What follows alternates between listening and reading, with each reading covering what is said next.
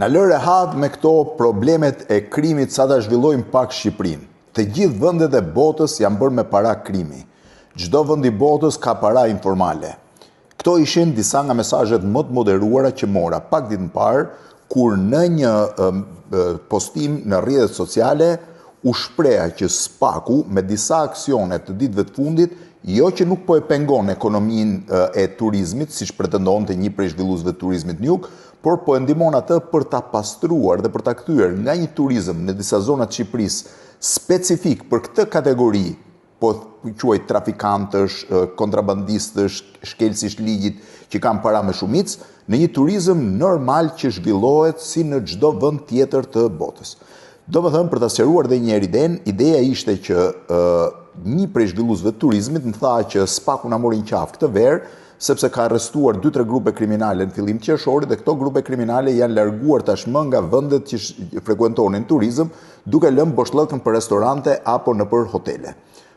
Kjo ishte krejtësisht në gjykimin tim e papranueshme, sepse është e pamundur të pretendosh që parat e turizmit të vinë nga krimi dhe mbi të gjitha ti nuk mund ndërtosh një turizëm të mbështetur tek trafikantët apo tek kontrabandistët, cilët një moment të jetës tyre natyrisht do përfundojnë atje ku e kanë vendin, por ti duhet ndërtosh një turizëm të qëndrueshëm mbështetur kryesisht te turistët e huaj apo turistët e shtresës mesme. Kur ti të ndërtosh një turizëm tillë, nuk do ketë më turizëm bosh, nuk do thuash më që na morin qafë SPAK-u, po përkundrazi, do thuash që SPAK-u na orientoi, na shpëtoi, na hoqi një klientelë problematike, sepse ti nuk mund ta zgjedhësh klientelën kur të vjen, dhe na ka dhënë mundësinë që të punojmë me një klientelë normale, siç është klientela thashë klasës mesme, turistëve, njerëzve që kthehen vazhdimisht për të bërë pushimet dhe që kanë një të ardhura të mira, por jo të ardhura shpërdoruese siç ka kjo kategori.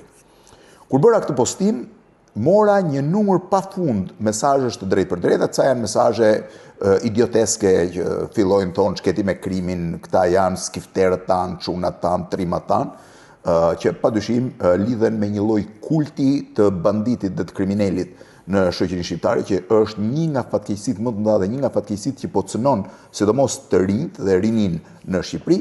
Po këto ishin një pjesë e mesazheve, një pjesë tjetër mesazhesh thoshin që ato që dukeshin më të logjikshëm, që ç'punë keti me krimin, çfarë problemi është krimi, krimi në fundit nuk bën asgjë më shumë dhe as më pak, po sjell të ardhurat të cilat investohen, hyn turizëm, hyn industri, hyn në fushat e jetës, më përmendin ndërtimin dhe shumë gjëra të tjera. Pra thoshin, shikoja, do ishin ndërtuar këto kulla, do ishin ndërtuar këto pallate, do kishte këtë treg, do kishin këto çmime Shqipëria, po mos ishin paratë e pista, si do jetonim ne me pensione 100.000 lekë, nëse djem nuk do i çonin që merren me këto aktivitete, nuk do i çonin të ardhura prindërve të tyre etj.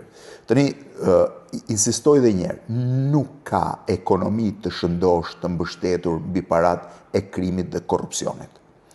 Insistoj dhe njerë, nuk ka ekonomi të shëndosh dhe të ardhme të ndritur në qoftë se ti mbështetesh vetëm te parat që vinë nga aktivitetet ilegale. Qofshin të korrupsionit, qofshin të krimit organizuar, qofshin të trafiqeve. Po e heq korrupsionin një moment dhe po përqendrohem tek problematika kryesore, te parat e krimit. Pak vite më parë, rreth 10 vjet më parë, një punonjës i shërbimeve sekrete të ushtrisë italiane pati kontaktuar zyrtarisht, pati kontaktuar dhe gazetarë tjerë, për t'i thënë një problem që po ishte shqetësues Shqipëri, ishte kulmi i kanabisit, i industrisë kanabisit, dhe ky punonjës tha, ne kemi një problem serioz me Shqipërinë. Kemi problem serioz sepse sipas kalkulimeve tona, krimi organizuar, mbasi heq të gjitha shpenzimet, rishfetet, korrupsionin e të gjitha, mbetet pronari rreth 200 milion eurove në vit në Shqipëri që vinë nga trafiku i kanabisit. Për 10 vjet, tha ky punonjës, me 2 miliard, sikur këto të ardhurat mos rriten, krimi organizuar mund të bëhet investitori më i madh në vend me 2 miliard euro. 2 miliard euro.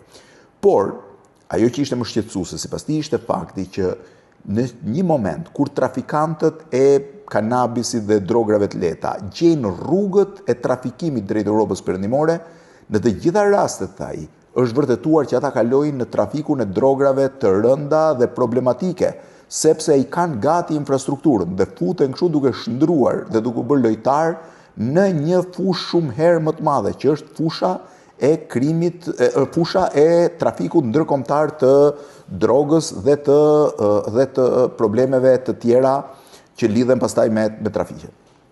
Shqetësimi i tij ishte që politikisht kjo nuk zgjidhej, kështu që duhej të bëhej zhurmë mediatike. Dhe gjithë mediat europiane në atë kohë erdhën dhe folën pikërisht për këtë arsye në Shqipëri. U quajt Shqipëria kryeqyteti i kanabis e tjetër. Por shqetësimi i shërbimeve sekrete italiane ndodhi sepse shqiptarët pasi mësuan rrugët e trafikimit drejt Europës, filluan të hynë te drogat e rënda.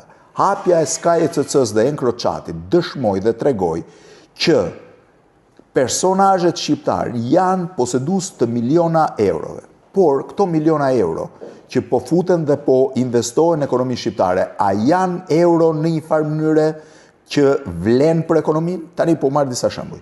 Kolumbia e viteve 70-80 ishte kryeqendra e krimit organizuar dhe investimeve që vinin nga trafiqet.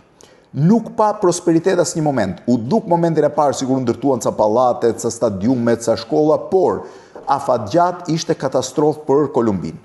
Meksika e sotme, e cila dominohet shumë vende nga kartelet, është një vend që nuk po mund të ketë zhvillimin normal që duhet kishte dhe meriton të kishte pikërisht për arsye të kontrollit të madh të ardhurave që vijnë nga trafiqet. Ecim më tutje. Italia e Jugut, shembulli tipik, i cili mbeti rajoni më i pazhvilluar i Italisë pikërisht për arsye të krimit organizuar. Nëse gjithë rajonet e tjera u zhvilluan dhe Italia pati bumin ekonomik të viteve 80-90, Italia e Jugut mbeti e pazhvilluar dhe krejtësisht e izoluar.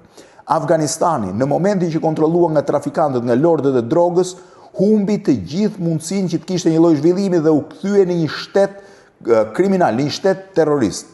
Tani, çfarë ndodh në këto raste? Këdo ekonomist po të pyesën dhe po ju sjell një nga citimet më kryesore të tyre. Afatgjat, çfarë ndodh nëse paratë e krimit investohen në ekonomi? Po, duket momentin e parë sikur ka një boom, sikur ka një mirëqenie, e cila është krejtësisht falso. Po çfarë ndodh?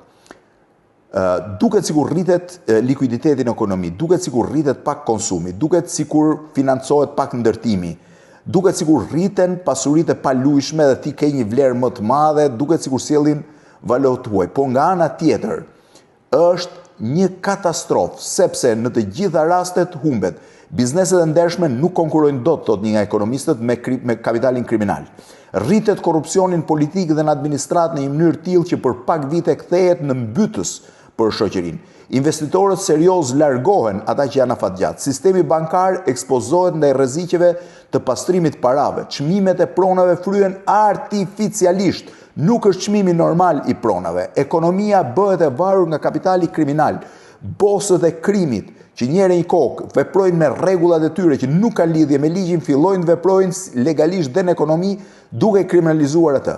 Edhe njëherë insistoj dhe i rikthehem videos tjetër.